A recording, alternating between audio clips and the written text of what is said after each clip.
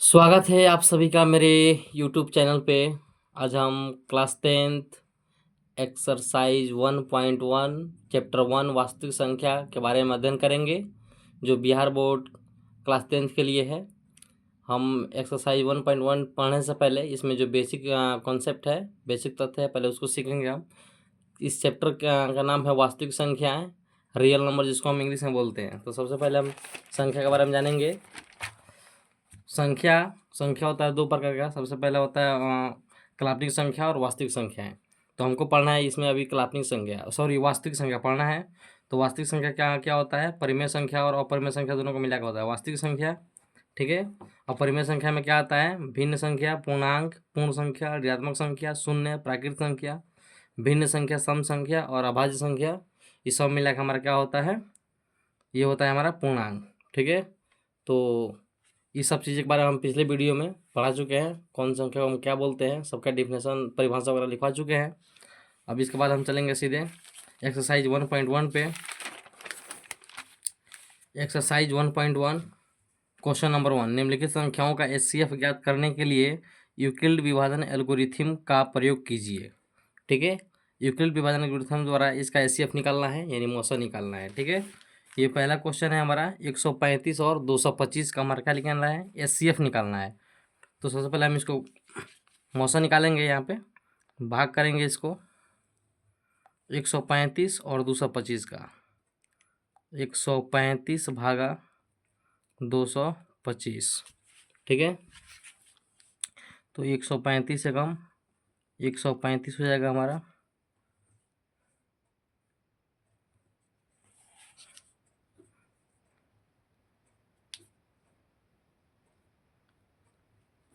हम इसको भाग करेंगे, यानी मौसा निकालेंगे। अभी आ गया 45, फिर 45 में हम 90 से कर देंगे। 45 गुना 90, ये कट गया हमारा। हमारा यहाँ पे रिमाइंडर 0 आ गया, मतलब ये हमारा मौसा निकल गया। अब इसी को हम क्या करेंगे? अरेंज करेंगे यहाँ पे। यहाँ पे हम सीधे लिखेंगे ए बराबर, मतलब 135 और 225, इन दोनों में जो सबसे बड़ा होता है वही होता है हमारा ए, यानी बड़ा क्या है हमारा? 225। तो ए बराबर हो जाएगा हमारा 225, तथा बी बी बराबर हो जाएगा हमारा 135। बी बराबर हमारा हो जाएगा 135। अब हम क्या करेंगे? यहाँ पे लिखेंगे हम यूक्लिड विभाजन एल्गोरिथम द्वारा, यूक्लिड विभाजन एल्गोरिथम द्वारा क्या होता है? ए बराबर बी क्यू प्लस आर, ए बराबर बी क्यू प्लस आर। तो देखिए ये हमारा ए है और ये भाज्य बी हो गया, ये हमारा क्यू हो गया और ये हमारा आर हो गया, ठीक है। तो ए बराबर क्या है हमारा? ए बराबर है 225, ए बराबर 225, बी बराबर है 135 और क्यू आया है हमारा पहला में 1, रिमाइंडर आया है, शेषफल आया है 90। फिर दोबारा चलेंगे हम यहाँ पे। अब ये क्या हो जाएगा? ये हो जाएगा 135 बराबर 90 गुने 1 प्लस 45, ठीक है। फिर उसके बाद हम चलेंगे, अब इसमें हो जाएगा ए बराबर 90, बी हमारा 45 गुने 2 प्लस 0, ठीक है। अब इसमें क्या है? रिमाइंडर हमारा 0 आ गया, हमारे यहाँ पे शेषफल जो है 0 आ गया। तो ये हमारा क्या हो गया? ये मौसा हो गया। तो लिखेंगे हम यहाँ पे, इसलिए HCF बराबर 45 इसका आंसर हो गया। पहला क्वेश्चन हम 135 और 225 को यूक्लिड विभाजन एल्गोरिथम द्वारा ए बराबर बी क्यू प्लस आर के द्वारा सॉल्व करके हम इसका आंसर ला दिए 45, ठीक है। अब इसका चलते हैं दूसरा क्वेश्चन की तरफ में। दूसरा इसका क्वेश्चन क्या है?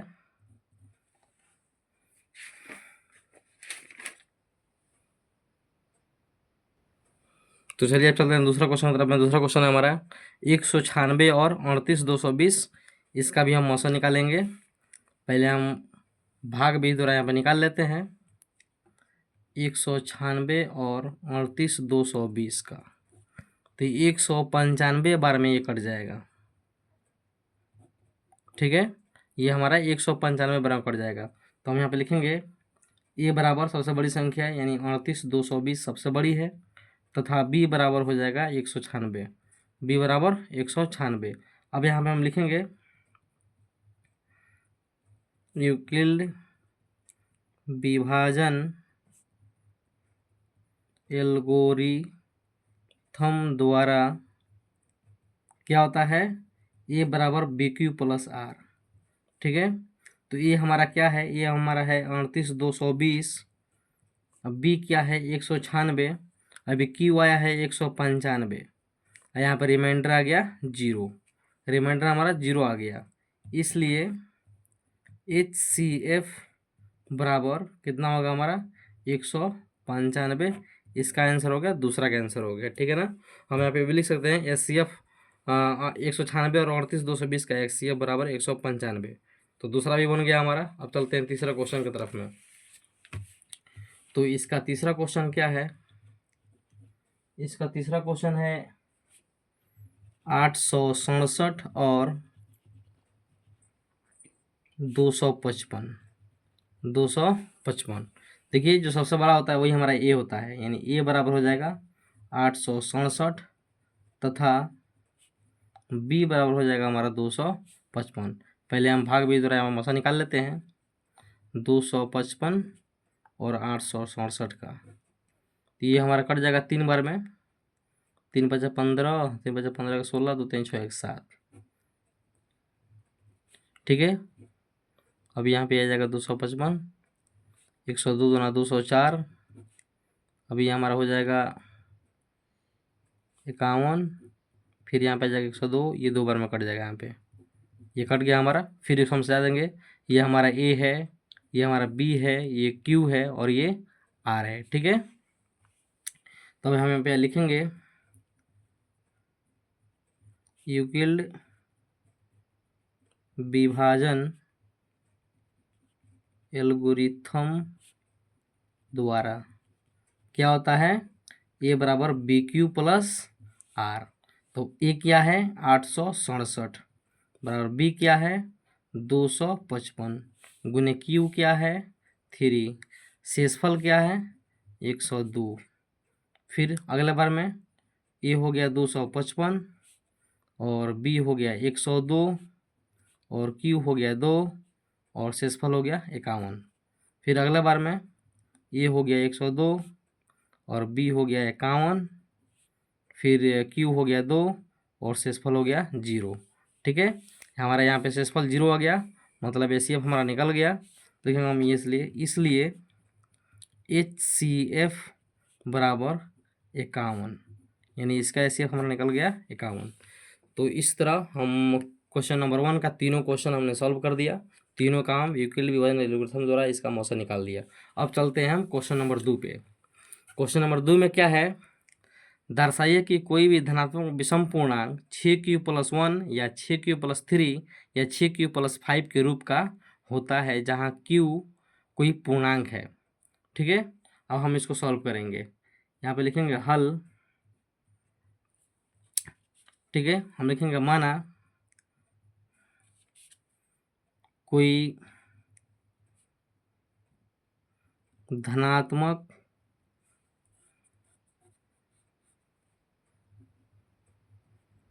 पूर्णांक बराबर ए, कोई धनात्मक पूर्णांक बराबर ए, तो बी बराबर हो जाएगा 6, बी बराबर क्या हो जाएगा 6 हो जाएगा, बी बराबर हो जाएगा 6। तो आर बराबर हम मान लेंगे क्या है 6q+1 6q+3 6q+5, यानी आर बराबर 1 पहले 0 1 2 3 4 5। ठीक है, अब हम यहाँ पे लिखेंगे, अब यहाँ पे लिखेंगे हम यूक्लिड विभाजन एल्गोरिथम द्वारा क्या होता है, ए बराबर बी क्यू प्लस आर, ए बराबर बी क्यू प्लस आर। ठीक है, तो हम बारे बारे से ये आर का मान लेंगे, यहाँ पे लिखेंगे यदि आर बराबर 0 तो क्या होगा, ए बराबर 6q+0, ठीक है ना, क्योंकि बी का मान हमने क्या माना है, 6 माना है। तो ये क्या हो जाएगा हमारा, ये हो जाएगा 6Q। फिर R बराबर 1, तो ए बराबर 6Q प्लस 1। R बराबर 2, तो ए बराबर 6Q प्लस 2। R बराबर 3, तो ए बराबर 6Q प्लस 3। R बराबर 4, तो ए बराबर 6Q प्लस 4। R बराबर 5, तो ए बराबर 6Q प्लस 5। ठीक है, ये हमारा पूरा सामने निकल गया। अब हमें क्या करना है, इसमें कह रहा है कि जैसे कोई भी धनात्मक विषम पूर्णांक 6Q+1, 6Q+3, 6Q+5 के रूप का होता है। अब हम लिखेंगे यहाँ पे, ये हमारा अभी पूरा निकल गया। अब हम लिखेंगे यहाँ पे चूंकि, ये चूंकि का चिन्ह है, चूंकि यहाँ पे देखिए 6Q, 6Q+2 तथा 6Q+4। देखिए ये 6Q है, 6Q+2 और 6Q+4, ये क्या है, ये हमारा समपूर्णांक, धनात्मक समपूर्णांक है। ये हमारा क्या है, धनात्मक समपूर्णांक है। और 6Q+1, 6Q+3 या 6Q+5 क्या है, हमारा धनात्मक विषम पूर्णांक है। तो हमको यही दिखाना है धनात्मक विषम पूर्णांक। तो हम लिखेंगे चूंकि 6Q+2 तथा 6Q+4 क्या है, धनात्मक समपूर्णांक है, धनात्मक समपूर्णांक है, धनात्मक ये सम पूर्णांक है। तो हम लिखेंगे इसलिए 6Q+1, अभी देखिए 6Q+1, 6Q+3 या 6Q+5, 6Q+1, 6Q+3 तथा 6Q+5 धनात्मक विषम पूर्णांक होगा, धनात्मक विषम पूर्णांक होगा। ये हमारा प्रूव्ड हो गया, यानी हम दर्शा दिए इसको। ठीक है, तो इसी तरह हमारा क्वेश्चन नंबर 2 बन गया, पूरा फुल डिटेल में यहाँ पे क्वेश्चन नंबर 2 बन गया। अब हम बनाएंगे एक्सरसाइज 1.1 का क्वेश्चन नंबर 3। ठीक है, अब हम क्वेश्चन नंबर 3 बनाएंगे। क्वेश्चन नंबर 3 में हमारा क्या है, किसी परेड में 616 सदस्यों वाली एक सेना आर्मी की टुकड़ी को 32 सदस्यों वाले एक आर्मी बैंड के पीछे मार्च करना है। दोनों समूहों वाले स्तंभों में मार्च करना है। उन स्तंभों की अधिकतम संख्या क्या है जिसमें वे मार्च कर सकते हैं। ठीक है ना, तो देखिए एक बात आप ध्यान दीजिए, जहाँ भी ये अधिकतम संख्याएं, जहाँ भी ये अधिकतम संख्या ज्ञात करने को कहेगा, हमको उसमें एसीएफ। तो अब इस क्वेश्चन को अभी हम पढ़े हैं, अब इसको हम हल करेंगे। लिखेंगे हम यहाँ पे हल। ठीक है, यहाँ पे हम लिखेंगे हल। अब हम लिखेंगे यहाँ पे, इसमें स्तंभों की अधिकतम संख्या ज्ञात करना है। तो जहाँ भी अधिकतम संख्या कहेगा वहाँ पे हम एचसीएफ निकालेंगे। हम लिखेंगे यहाँ पे स्तंभों की अधिकतम संख्या बराबर, अधिकतम संख्या बराबर क्या होगा, 616 32 का मौसौ। ठीक है ना, यानी एचसीएफ 616 32 का HCF, यानी स्तंभों की अधिकतम संख्या ज्ञात करना है। तो इसमें हम क्या करेंगे, इन दोनों का एचसीएफ निकाल देंगे। ठीक है ना, इन दोनों का हम क्या करेंगे, एचसीएफ निकाल देंगे। यानी हमारा हो जाएगा ए बराबर हो जाएगा सबसे बड़ी संख्या यानी 616 तथा बी बराबर हो जाएगा हमारा 32। अब हम लिखेंगे यहाँ पे यूक्लिड विभाजन एल्गोरिथम द्वारा क्या होता है, ए बराबर BQ+R होता है। ठीक है, तो पहले हम रफ में क्या करेंगे, इधर इसका भाग विद्युत मौसा ज्ञात कर लेंगे। 32 भागा 616, 32 कम 32,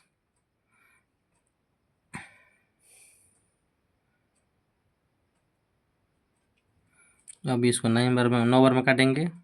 9 दूना 18, 9 3 27 1 28, 16 में 60 गया 8, 8, ये कट गया, ठीक है। अब ये 8 से हम 32 में कर देंगे, यानी 8 चौका 32, ठीक है। तो अब ये हमारा हो गया यहाँ पे ए बराबर 616 बराबर बी हमारा हो जाएगा 32 और क्यू हो जाएगा 19 प्लस आर हो जाएगा 8। अगला बार में क्या होगा हमारा, ए हो जाएगा 32, ठीक है, और ये बी 8 हो गया, क्यू 4 हो गया, शेषफल यहाँ पे 0 आ गया, शेषफल हमारा 0 आ गया, यानी हमारा क्या हो गया, मौसो हो गया, ठीक है ना। अब हम लिखेंगे इसलिए HCF बराबर 8, HCF बराबर 8। अब नीचे लिखेंगे हम इसलिए स्तंभों की संख्या यानी अधिकतम संख्या बराबर क्या हो जाएगा हमारा 8, ये हमारा आंसर, ठीक है। तो ये भी हमारा क्वेश्चन सॉल्व हो गया। अब हम निकालेंगे क्वेश्चन नंबर 4 सॉल्व करेंगे। तो चलिए अब हम चलते हैं क्वेश्चन नंबर 4 की तरफ में, ठीक है ना। यूक्लिड विभाजन परिमेयिका का प्रयोग करके दर्शाइए कि किसी धनात्मक पूर्णांक का वर्ग, इसमें वर्ग निकालना है, धनात्मक पूर्णांक का वर्ग किसी पूर्णांक m के लिए 3m या 3m+1 के रूप का होता है। तो हम लिखेंगे इसको, अब सॉल्व करेंगे, लिखेंगे हल।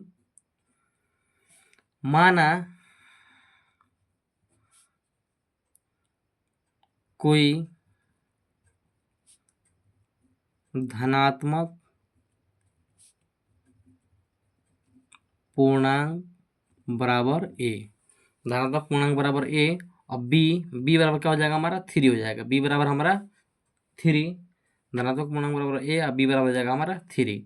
और r बराबर क्या मान लेंगे हम, r बराबर मानेंगे हम r बराबर 0, 1, 2, r बराबर हम क्या मान लेंगे 0, 1, 2 मान लेंगे। अब इसको हम सॉल्व करेंगे, ठीक है। अब हम लिखेंगे यहाँ पे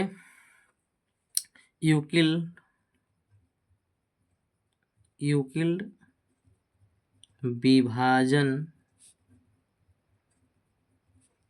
एल्गोरिथम द्वारा, यूक्लिड विभाजन एल्गोरिथम द्वारा क्या होता है हमारा a बराबर BQ प्लस R।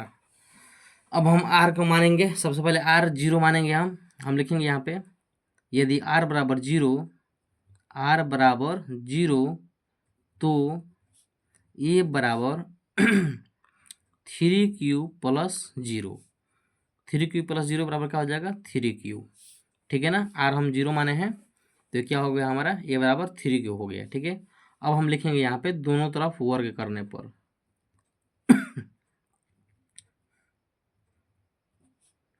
दोनों तरफ वर्ग करने पर, ठीक है, हम इसमें दोनों तरफ वर्ग करेंगे तो क्या होगा हमारा, ये a के साइड में करेंगे तो ये a स्क्वायर हो जाएगा और ये 3Q का स्क्वायर, मतलब a स्क्वायर बराबर 3 का स्क्वायर यानी 3 का स्क्वायर 9, 9Q स्क्वायर ये हमारा हो गया 9Q स्क्वायर।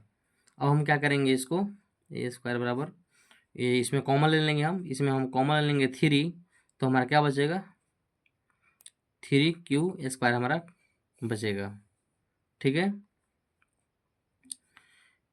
3 3 9 Q स्क्वायर हमारा हो गया ये, ठीक है। अब हम क्या करेंगे, यदि 3Q स्क्वायर बराबर m रखने पर, यदि 3Q स्क्वायर बराबर m रखने पर अगर हम इस पूरा को m मान लेते हैं m, तो हमारा क्या होगा a स्क्वायर बराबर 3m हो जाएगा, इसको हम मान लेते हैं 1 नंबर, a स्क्वायर बराबर क्या हो गया 3m। अब हम दूसरा बनाएंगे r बराबर 1, r बराबर 1, तो क्या होगा a बराबर 3Q प्लस 1, 3Q प्लस 1। अब हम लिखेंगे दोनों तरफ वर्ग करने पर, दोनों तरफ वर्ग करने पर, ठीक है। अब दोनों तरफ वर्ग करेंगे हम तो इस साइड वर्ग और फिर इस साइड भी वर्ग हम करेंगे, ठीक है। तो एक का a स्क्वायर हो गया। अभी देखिए ये ए प्लस बी के होल स्क्वायर पर तोड़ देंगे इसको हम, ये पूरा ए हो गया और हमारा बी हो गया। तो क्या होता है, a square plus b square plus 2ab, 2ab होता है। ठीक है, तो ए स्क्वायर, 3 का स्क्वायर हो गया 9, क्यू स्क्वायर, 1 का स्क्वायर 1 होता है, 2 तिहाई 6 एकम 6 क्यू हो गया। ठीक है, अब हम क्या करेंगे, इसमें कॉमन ले लेंगे, ए स्क्वायर ऐसे ही रहने देंगे हम यहाँ पे हम कॉमन ले लेते हैं 3 क्यू हम यहाँ पे कॉमन ले लेते हैं, 3 कॉमन लेंगे हम, तो बच्चेगा हमारा 3 क्यू स्क्वायर। ठीक है, प्लस 3 दूना 6 क्यू, ये 1 को हम इधर कर देते हैं। अभी देखिए हम इसे मल्टीप्लाई करेंगे तो फिर हमारा इतना ही सेम टू सेम आ जाएगा। ठीक है, अब हम क्या करेंगे, इस पूरा के बराबर हम लिखेंगे m, हम यहाँ पे लिखेंगे यदि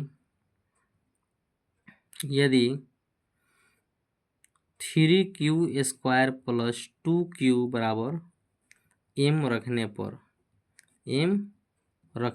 पर, तो हमारा क्या हो जाएगा, ये हो जाएगा हमारा, ये हमारा हो जाएगा 3m प्लस 1 हो जाएगा, क्योंकि हम ये पूरा को m मान लिए हैं, तो क्या हो जाएगा हमारा 3m प्लस 1, 3m प्लस 1, ये हमारा समीकरण 2 हो गया।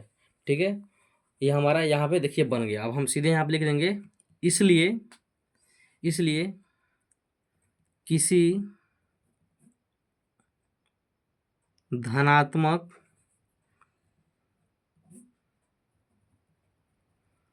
पूर्णांक का वर्ग